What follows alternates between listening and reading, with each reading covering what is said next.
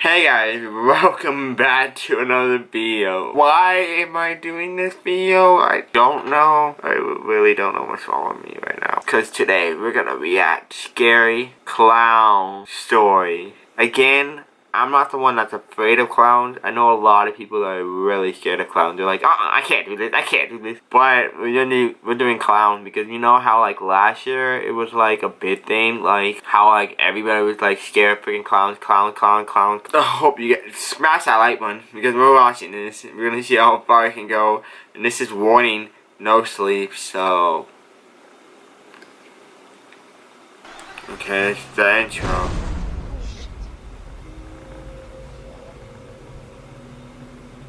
Yay, clown. Number 1. This happened just last night.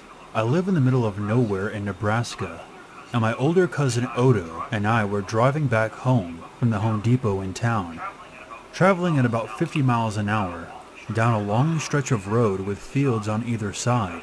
And I'm not joking when I say that clowns started appearing out of the tall grass to our left, at least 9 or 10 of them. Each of them looking at us. They all put out their arms and acted like they were going to grab the truck. I was at the wheel, and Odo called out, "Holy shit, really?"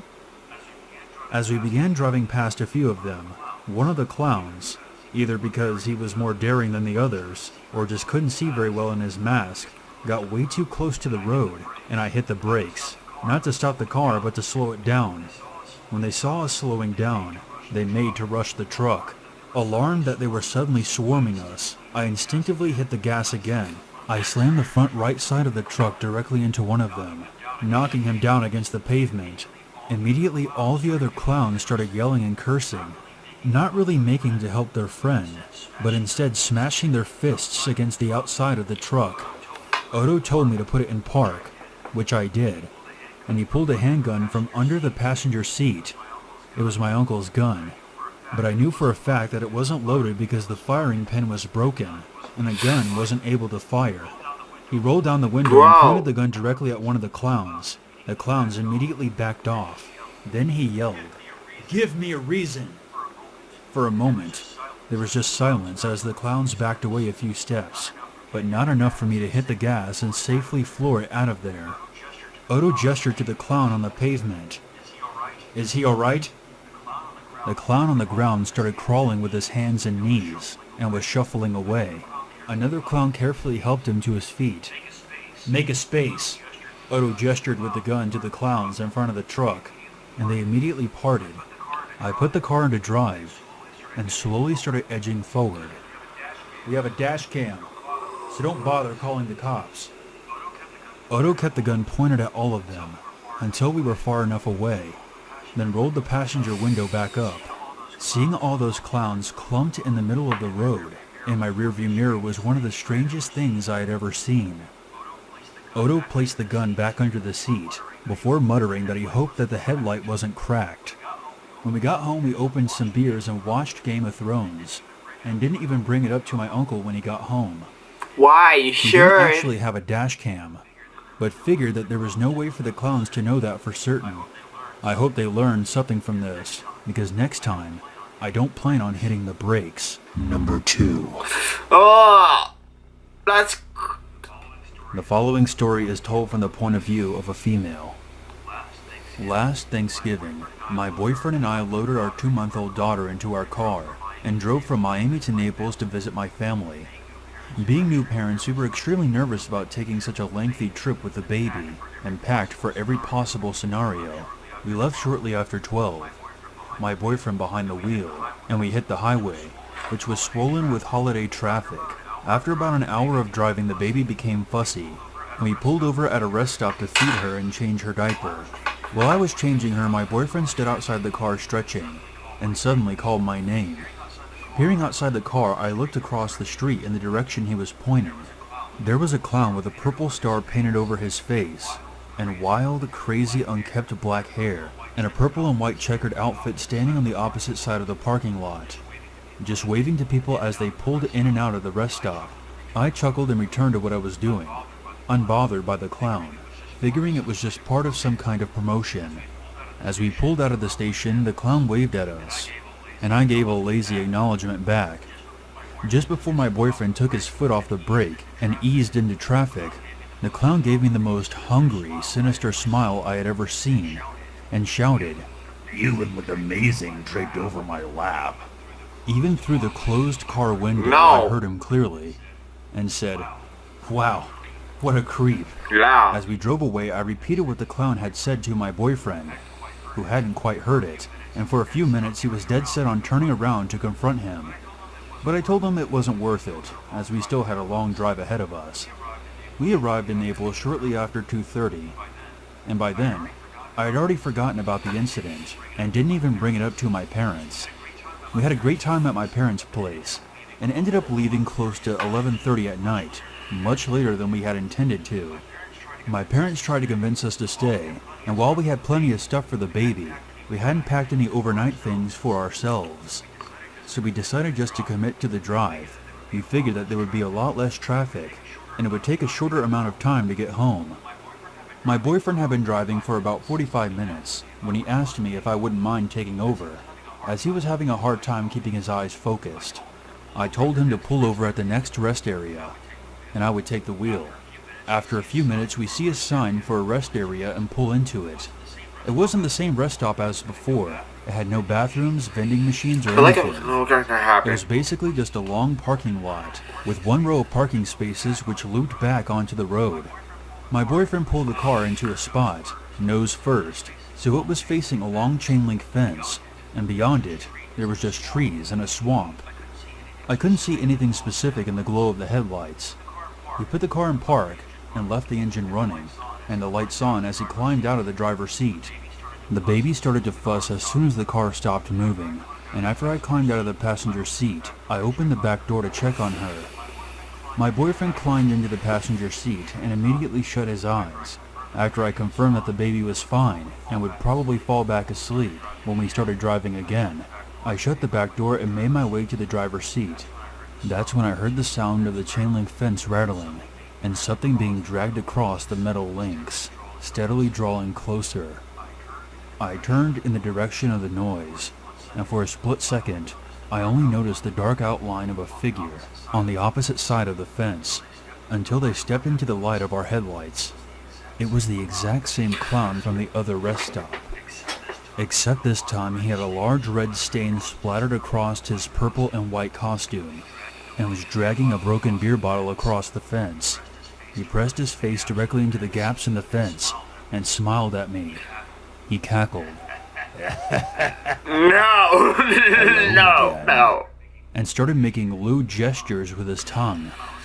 I was at a loss for words. It was so unbelievably surreal that I could only stare at him in disbelief and horror, not knowing whether I should be truly afraid or start laughing at the absurdity of it. No.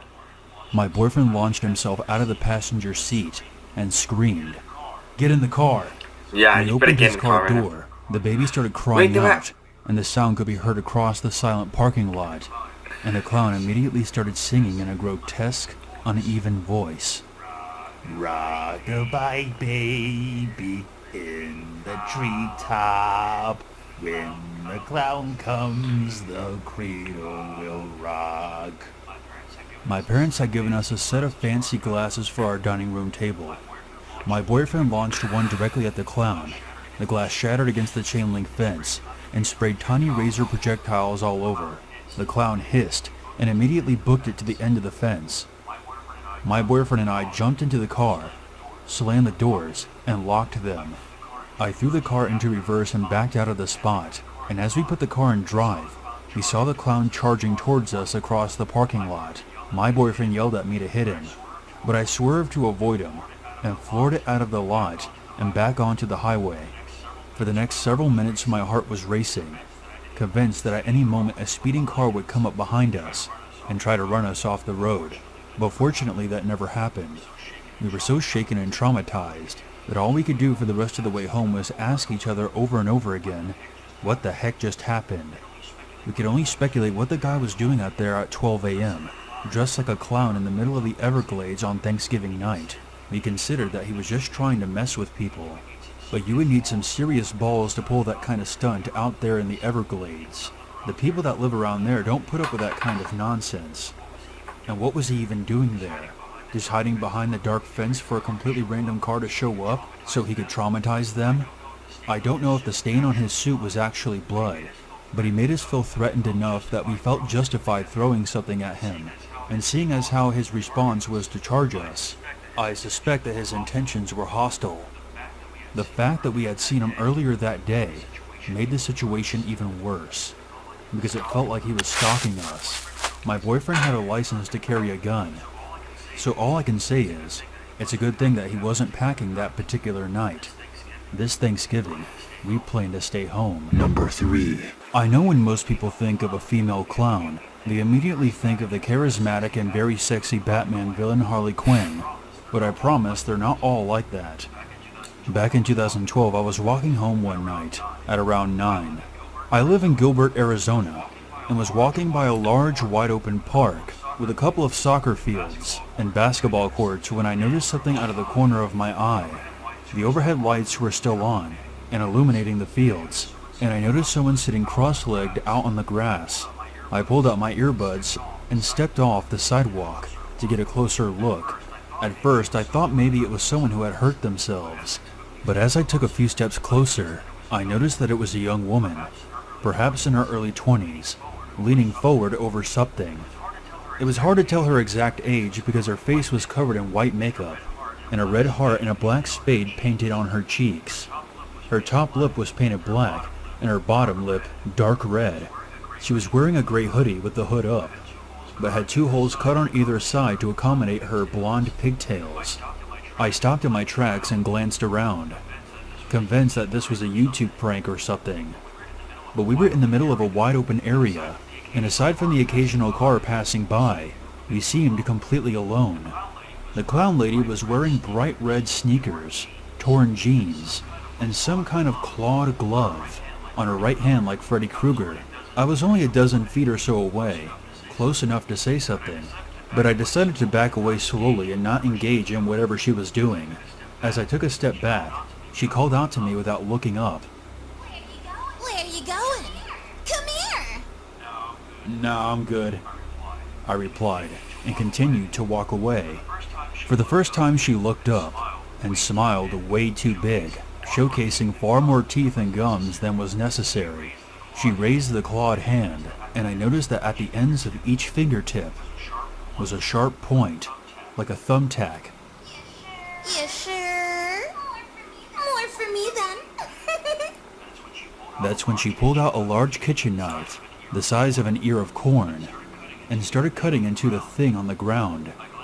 I glanced back down and noticed the thing that she was leaning over appeared to be a dead bird of some kind, and she was using her clawed hand to pull the feathers That's off. gross. She stabbed at the bird with the blade, and then pulled out a flask out of her pocket and threw back a swig.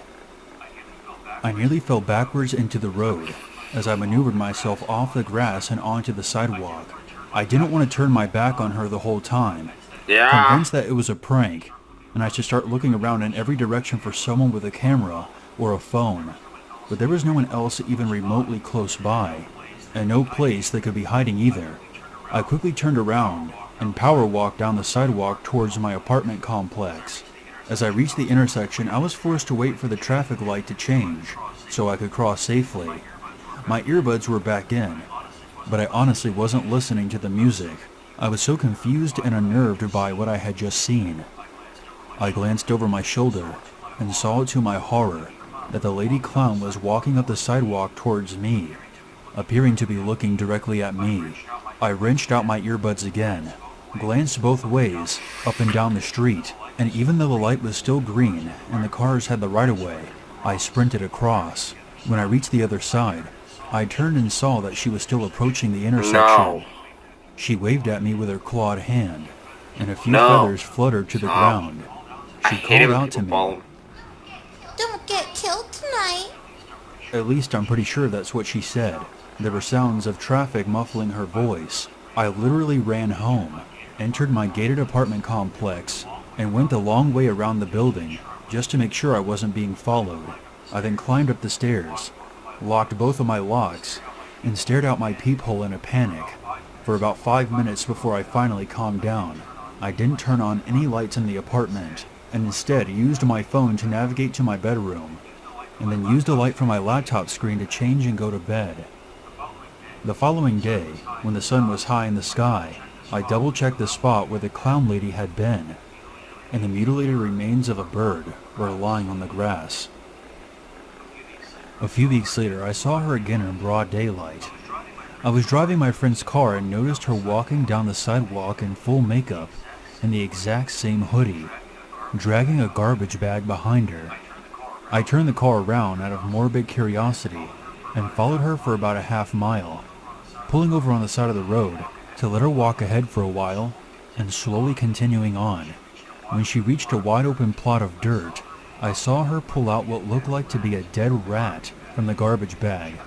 She cut it open with a switchblade and wrung it out like a sponge, blood spilling onto the ground, and probably all over her clothes as well. That's when she turned towards me, and with blood running down her fingers, raised her right hand and put her thumb between her index finger and middle finger. This is known as giving someone the fig, and if anything, it's even more obscene than raising your middle finger. I immediately backed the car up and got the hell out of there. It's not that when she turned towards me that bothered me. She easily could have realized that she was being followed. It was the gesture she gave me. It's one I commonly use at people in traffic, and I always get a kick out of it because hardly anyone knows what that means. But I've never seen anyone else use it in my life, and the fact that she did really shook me. I mean, what are the chances she knew that I would understand it?